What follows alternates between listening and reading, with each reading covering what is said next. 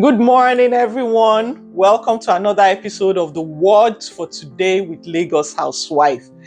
And today, I just want to tell you something. So please listen carefully, open your ears, because what I want to tell you is very important. God is not punishing you. Should I repeat that? God is not punishing you. A lot of you have this erroneous belief that because you did something, you disobeyed God, you did this, that's why what is happening to you now is happening to you. God is punishing you. He's not. Let me give you an example. Your child, he wants to climb a ladder. You keep carrying him from that ladder. Keep carrying. Don't climb that ladder. You can fall down, and everything. And then maybe in just a split second, we know how toddlers can be.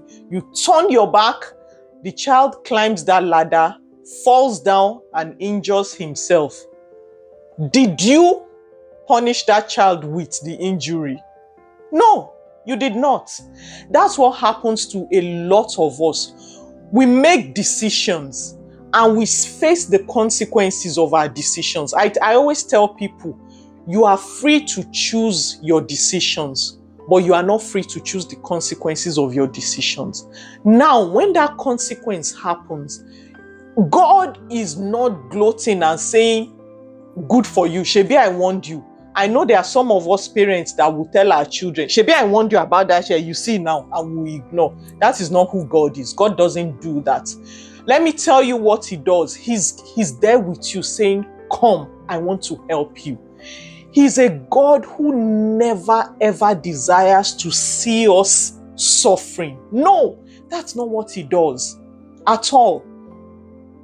Many of us, when we get into trouble because of the mistakes we've made, the wrong decisions we've made and everything, we sit in that problem all the while God is trying to help us, saying, let me help you.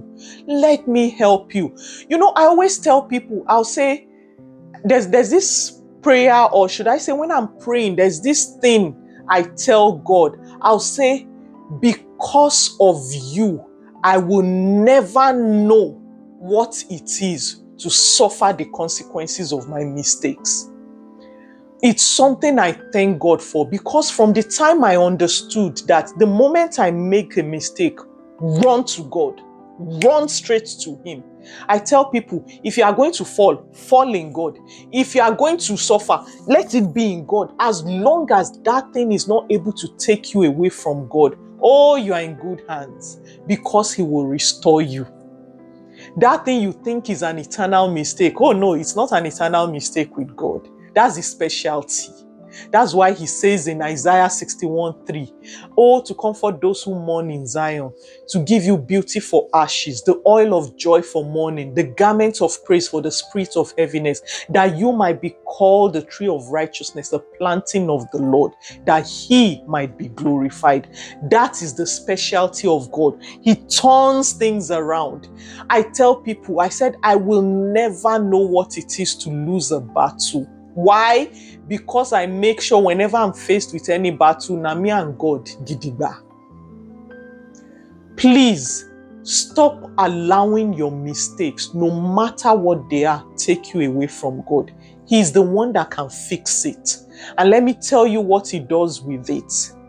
He said, everything works out for the good of those that love Him and are called according to His purpose. Meaning, that thing you thought was a mistake, by the time God turns it around, you'll be like, as in, it will be unbelievable.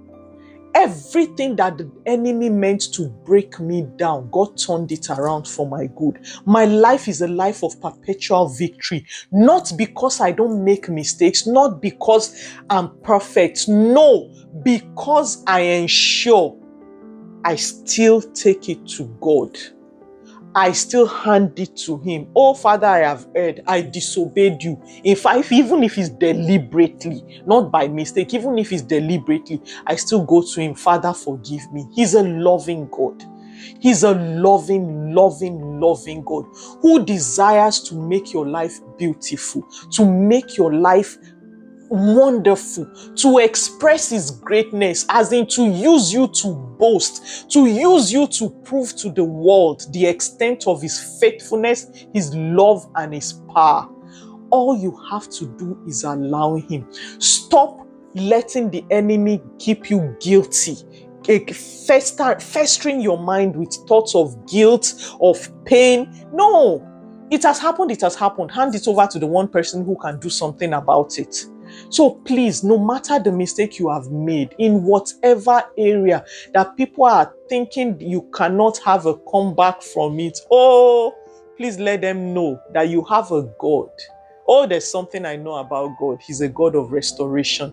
He's a God of new beginnings. He's a God of change. He's a God who turns things around for our good.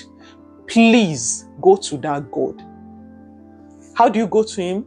Father, please help me. I have made this mistake. I don't know what to do. Please forgive me and help me. In your mercy, I'm asking for your help. It's as simple as that. You don't need to fast 10 million days. You don't need to go through all that distance. Simply ask him. I will lift up my eyes to the hills, from whence cometh my help. My help comes from the Lord who made the heaven and the earth. He shall not suffer your foot to sleep. That is God for you, and he will help you.